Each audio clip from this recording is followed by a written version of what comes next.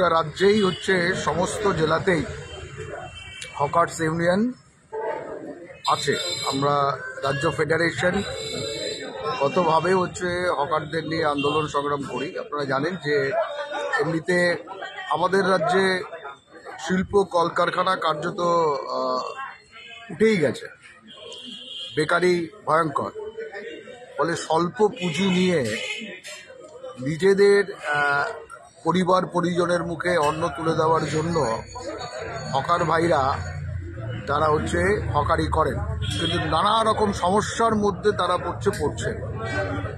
এক হচ্ছে হকারদের কোনো লাইসেন্স দেওয়া হচ্ছে না, হকারদের তাদের সামাজিক সুরক্ষার ক্ষেত্রে রাজ্য সরকার বলুন বা কেন্দ্রীয় সরকার তারা উদাসীন।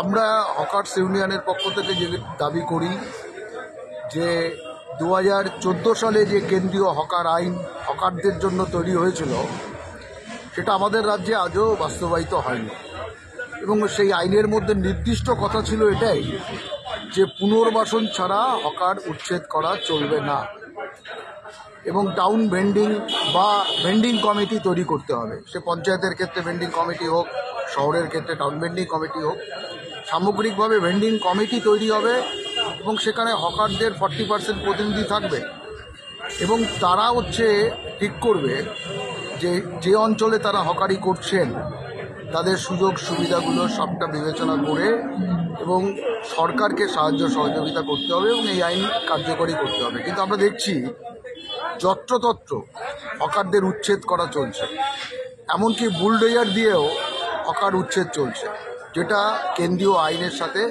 সঙ্গতিপূর্ণ নয়। আমরা যুক্ত পুনর্বাসন ছাড়া কোনো হকারদের উচ্ছেদ করা চলবে না, তাদের লাইসেন্স দিতে হবে এবং সামাজিক সুরক্ষার ক্ষেত্রে ভূমিকা পালন করতে হবে সরকারকে।